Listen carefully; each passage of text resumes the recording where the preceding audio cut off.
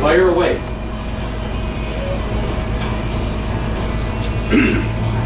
Well, I got a couple questions. One of the questions I have is, obviously, you talk about balancing the budget. Well, there's got to be a point where you say, we just can't afford some luxuries that we've been spending for. Are you going to come out and say, these are things that we just can't afford? We just don't have the luxury of having the federal government buy these particular services or whatever. Well, I think everyone here is okay with the safety net. We know we have to take care of some people. Unfortunately, we have people that have become entitled, believe they deserve the entitlements. I call it swinging in the hammock. That's not what we are here to do. We're here to provide those safety nets for people that need it, those that end up losing a job for no reason of their own. Should have some form of a small safety net, not 99 weeks, I'm sorry.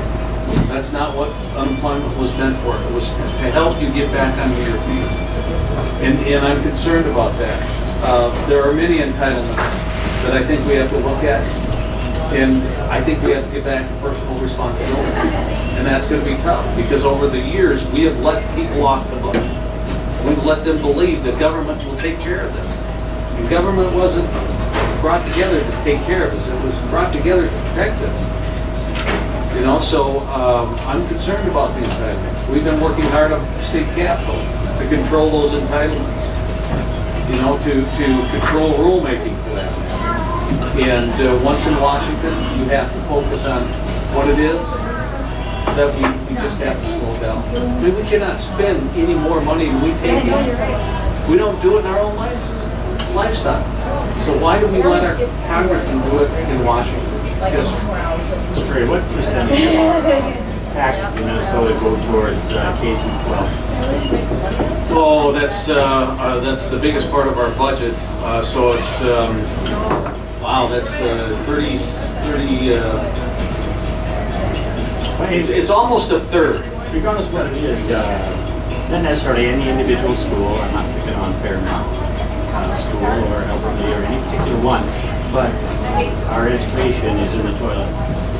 We score poorly against the world in math and science, and yet we spend more and more and more money because of primarily the teachers union. Is there any way? Ronald Reagan got the air traffic controllers under control back in his day with a union, and we managed to get that thing. Well, what do we do with these overly aggressive public employee unions, and including the NEA, MEA? Something's got to be done. We can't, as taxpayers, keep funding this business, and for the quality of the product they're putting out, overall it's terrible.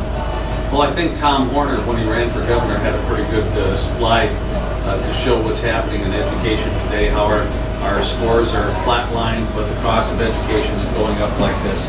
And it's very important. And I have to agree with you. I can tell you what's happening right now, and it's disgusting to me because all the unions fall underneath my chairmanship. And I've been trying to get them to get a deal done here in the state of Minnesota. Well, we intercepted some communique that says they're not really interested, because we let them years ago, when the DFL party was in control, put in a clause that said the contract just continue to renew until such time as a new contract is put together.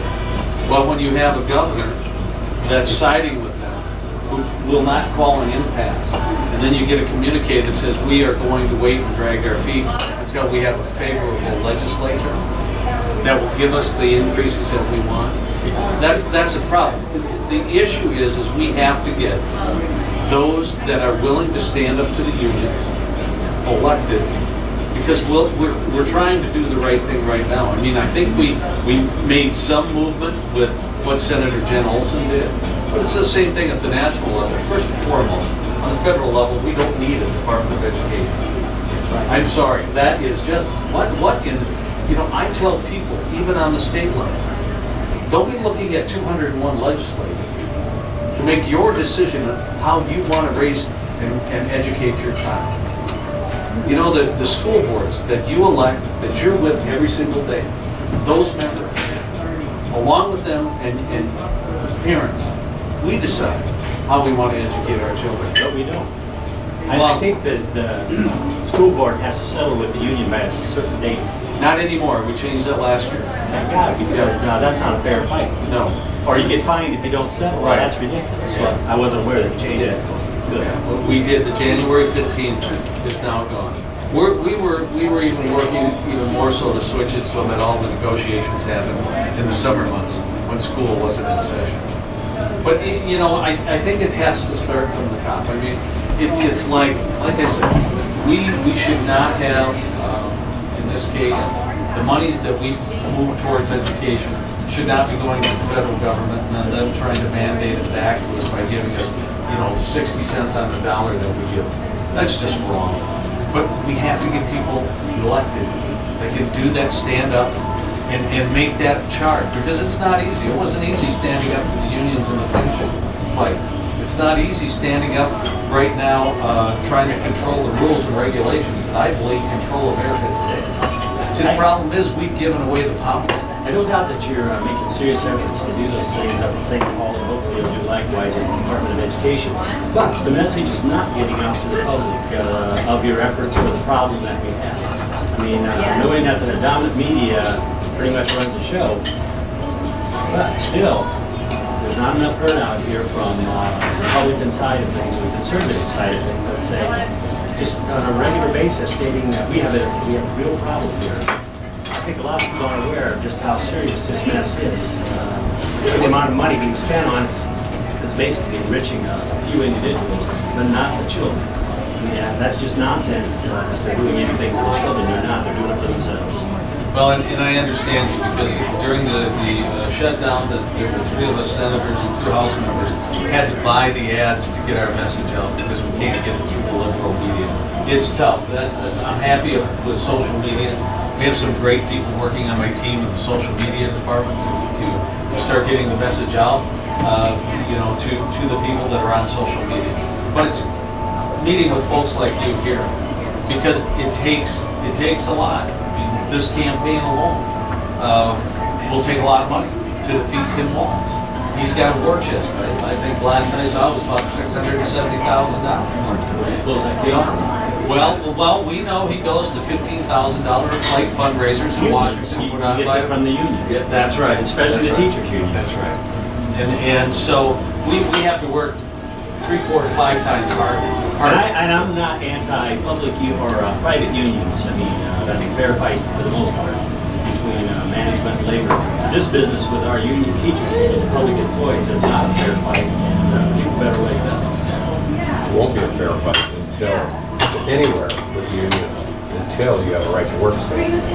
Well, even that, with private versus unions versus management, that's one issue. And the unions are losing that battle. Their enrollment's down to 7% or 8% of the population. But the public unions are going through the roof as far as numbers and dollars spent. It's just, it needs to get under control first and foremost. So these public unions, they're breaking us. I think it was last year when they were trying to increase the deficit again. They were, going for the shutdown. And they were bemoaning the fact that they were going to have to lay off 800,000 non-essential personnel. 800,000 non-essential. What are they doing there? Get rid of them if they're non-essential. Exactly, and that's what we have to look at. I mean, even here in the state of Minnesota, the governor laid off almost 20,000, maybe 21,000 non-essential employees. And so what we're looking at right now, and hopefully we'll get it in and get it through committee, is that we want to eliminate those non-essential positions. Save us. What other questions that you might have for me? What are we going to do with say we get a balanced budget, federal level? Right. How do we ever pay back our debt? It doesn't appear that you can come up with $20 trillion for a year. Yeah, well, you know what? Talk about balanced budget. To me, that's just a minuscule part. It does stop the growth of this debt on one side. The interest is still growing, and 20 trillion is there, and so what would we do as a country? to I'm pay just that kidding. back? Could you just put it in a box up here? Pretty easy. Yep. Easy? Yeah, Sure is. 'cause I'm just gonna grab it. Write it off. Thank you. No, pretty easy. Go to war. No, it's easier than that. It's easy. It is so easy. How about if the almost 60% that don't pay federal taxes start paying taxes? How about those on the state level that don't pay taxes? They start paying taxes. Everybody needs to share. When you live on this soil, which is America, then you participate. Unless you're illegal, then you're not doing it. Well, okay. I'm just saying, but Right, we but- need total tax reform. We have 37,000 pages of tax code in the federal government. 37,000 pages. So what would be your recommendation as a representative going to Washington to tackle this? To get a group of people that will stand up and say, let's reform the tax code. Let's find that way that everyone participates. And I'm not quite sure what that is. I've had people come up to me and say, hey, Senator, what about a flat tax? What about a consumption tax? What about getting rid of the loopholes? I don't know if I've looked long and hard because I pushed our governor to do tax reform. He said you can't do it in an election year because of political suicide. And I said, well, if you're worried about getting reelected, why are you here to begin with? Because then you will never He has govern. nothing else to do. Well, that's right, and he's got a lot of money to play around. Known since we were 12 years old. Okay, all right. Long time. But if you go to the Minnesota Department of Revenue to their tax exemptions and credits, just look at it's a 141-page document, but you don't have to look at all of it. Just look at page 100 to 141, and you tell me why all of these people don't have to pay their way. Well, I can tell you because a lot of it had to do with lobbyists. Well, the CPAs don't want it because if we had a flat tax, I think the sales tax is the most honest tax there is, the fair tax. If you spend money, you pay a little tax, everybody would pay then. And If we they make wouldn't a need dollar, CPAs. if they spend We a wouldn't dollar, need wouldn't tax need lawyers. Lawyers. We and wouldn't need the CPAs. IRS. We wouldn't need the IRS. So would it ever go through? Well, it'd be a tough one, but to me it's fair because then the person on welfare that we're helping still is involved. Right now they're not, except in taking.